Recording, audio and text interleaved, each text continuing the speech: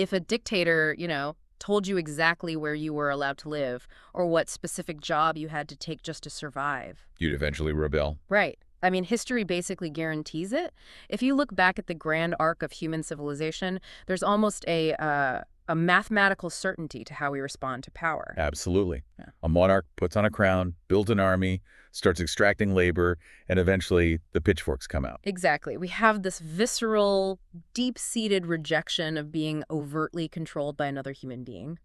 We fight empires, we challenge religious authorities when they overstep, but, and this is the core mission of our deep dive today, there is a profound contradiction buried right in the middle of our society. Yeah, a massive blind spot. Why is it that throughout all of this history, with all this violent rebellion against human rulers, almost no one ever questions the authority of money itself? It is honestly one of the most important philosophical questions we can ask.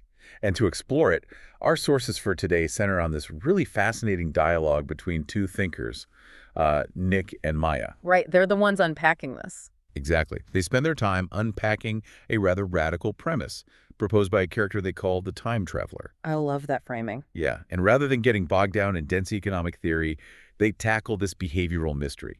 Like, we violently reject human authority, yet we completely, almost eagerly, submit to financial authority. So as you were listening to this deep dive today, we're really asking you to keep a totally open mind. We are going to explore how the most powerful systems controlling your daily decisions, your stresses, your entire life trajectory might actually be completely invisible to you. And just to be clear, we are not talking about some shadowy conspiracy here. Right, no smoke-filled rooms. We're talking about the basic, everyday water we all swim in. Which is actually the perfect place to start unraveling this. Yeah. Because when you look at why we rebel against kings but not against money, the answer bypasses economics entirely. It's biological. Yes, it goes straight into human biology.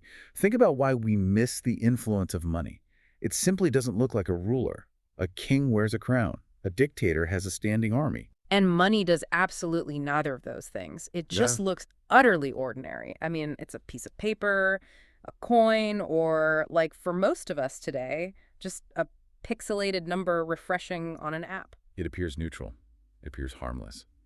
And that perceived harmlessness is the key. The source brings in neuroscience to explain how something so powerful can hide in plain sight. Okay, let's unpack this, because this is where the brain stuff comes in. Yeah, it comes down to a region in the brain called the basal ganglia. The habit center. Exactly, our primary habit center. Let's look at the evolutionary mechanism here. The human brain is an absolute energy hog. It makes up, what, maybe 2% of your body weight? Something like that, yeah. But it consumes roughly 20% of your daily calories. From a survival standpoint, that is a massive vulnerability. So to survive, the brain has to be ruthlessly efficient. Because it cannot afford to actively process every single detail of your environment all the time. Precisely.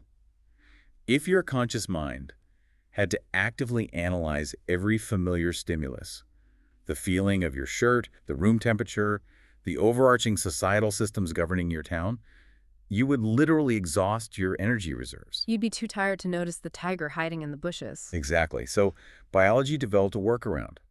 The basal ganglia takes any stimulus that is constant, familiar, and non-threatening, and it just automates it. It pushes it into the background. So when a system like money surrounds you from the literal second you're born, your brain just stops registering it. Right. It stops seeing it as an active choice. The subconscious mind simply absorbs it as the baseline of reality, just the way things are. The source dialogue actually uses a classic analogy for this, comparing humanity's relationship with money to a fish that never notices the water it swims in. Yeah, the water is so ever-present that to the fish, it isn't a system. It's just existence. I actually want to ground this in something you experience in your own home to give you another way to think about this filtering. Imagine the refrigerator in your kitchen. Oh, that's a good one. Right. When you're sitting at your table reading or eating, you do not hear it. Your brain has completely tuned out that low, constant hum of the compressor to save processing power. It just disappears. Exactly. The only time you ever actually notice the sound of your refrigerator is the exact second the power goes out and the hum stops. The sudden, jarring silence is what wakes you up to the fact that the noise was dictating the acoustic environment the entire time. That's spot on. The basal ganglia mutes the hum of the refrigerator, and it mutes the omnipresence of the economic system we're born into. But wait, hold on. I get the refrigerator analogy, and the biology of habit makes sense. But this premise falls apart in one major way for me. How so? Well, a king has a dungeon. A dictator has a secret police force. They actively coerce you with violence. Money isn't an oppressor standing at your door with a weapon. Isn't it just a neutral tool we choose to use to trade? That is the exact counter-argument Maya presents in the source dialogue. Yeah, she points out that money lacks the mechanism of force. But the pivot here is moving away from how our brains perceive money and looking critically at how it actually functions in the real world. Okay, go on. What's fascinating here is how the source asks us to look at observable human behavior. Take a super common scenario. Someone who wakes up every single day and goes to a job they absolutely despise. Yeah, they endure a toxic environment, immense stress. But they keep going back year after year solely because they need the income to survive. I mean, we all know someone living that exact reality. You listening might be living that reality right now. And the constraint goes even further.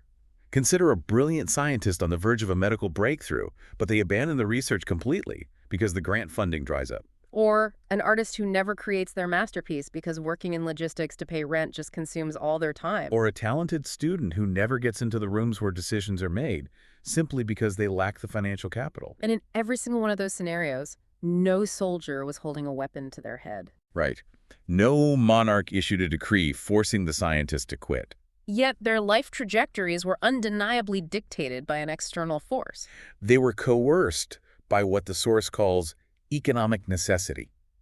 The pressure is so universal that we don't even categorize it as oppression. So your conscious mind complains about the terrible commute, but your subconscious has already accepted the financial framework as an unchangeable law of nature. Exactly. And because no king issued a decree, the loss of potential feels like a personal failure rather than a systemic constraint. It's the hum of the refrigerator again.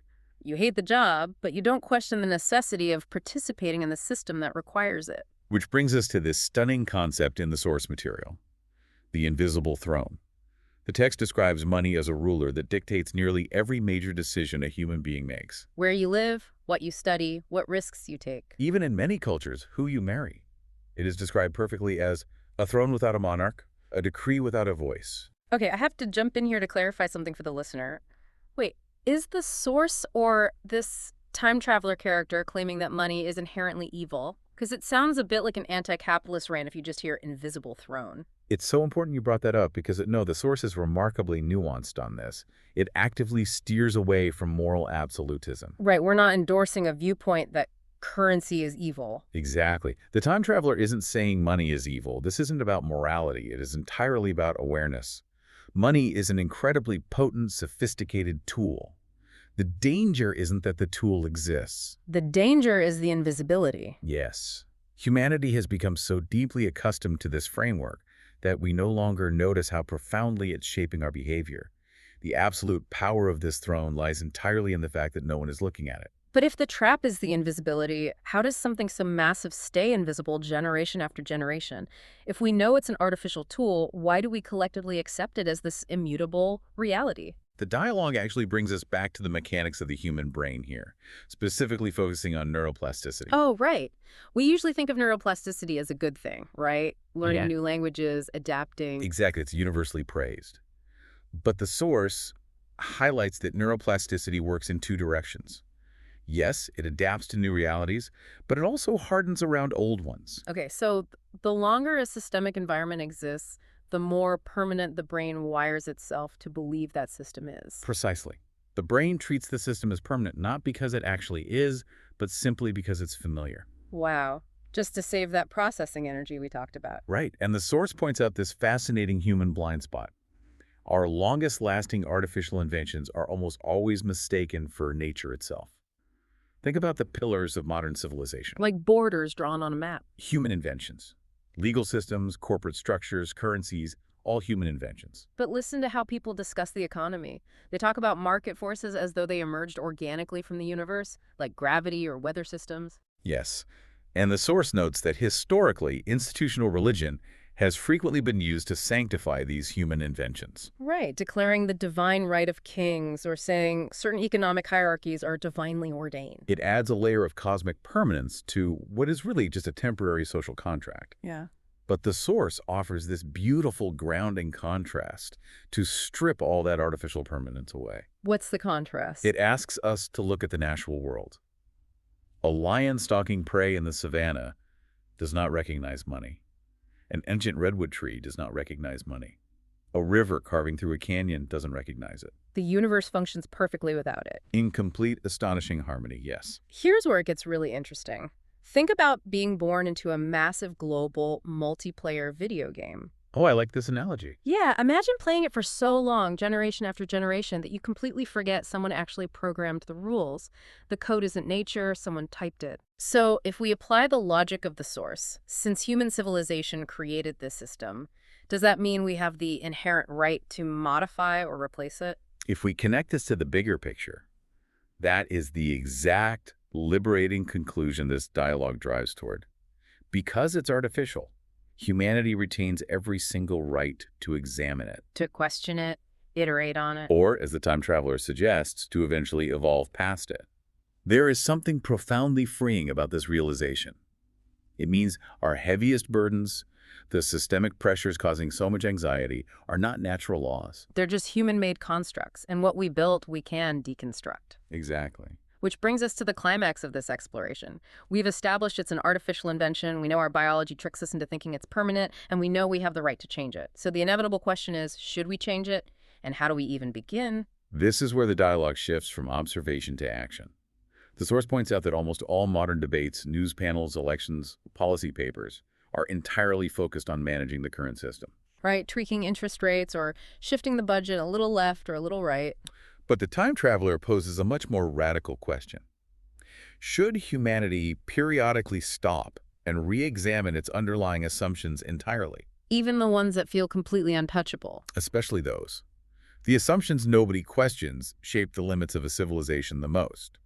The dialogue introduces the blank slate theory here. Right, because no human being is born believing in a particular economic system. A baby doesn't understand credit scores or central banks. We inherit those beliefs.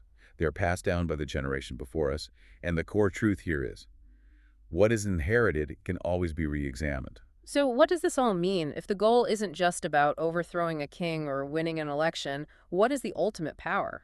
The answer provided in the text is chillingly accurate. The greatest power in the world is not political power or military might. The greatest power is the ability to define what an entire population believes is normal. That is heavy. Let's do a quick recap before we talk about how you, listening, can actually apply this. We started by looking at why we don't rebel against money and discovered how our brain's habit center basically makes familiar systems invisible. The water we swim in. Right. Then we realized that economic necessity acts as this silent dictator, an invisible throne. And finally, we uncovered the empowering truth that these systems are just inherited human inventions, not laws of nature. And understanding the mechanics of this invisible throne gives you a completely new lens to evaluate your own life choices. It frees you from the hidden pressures of just accepting the way things are. Think about the immense personal value here. Next time you're feeling overwhelmed by a major life choice or stressed about your career, try a quick micro-experiment. Ask yourself, am I making this decision based on what I actually value, or am I making it to satisfy the rules of a game I forgot I was playing? That's a great way to put it. The normal framework stressing you out is just an inherited set of rules written by people who are no longer here. Understanding that allows you to reclaim your own sense of agency. And to leave you with one final thought to mull over, this raises an important question that pushes this philosophy into the future. Okay, lay it on us. The source asks us to look at the invisible thrones we've inherited from the past, but apply that same critical lens to the modern world. Think about the digital systems, the algorithms, and the social frameworks we're interacting with right now. Oh, wow.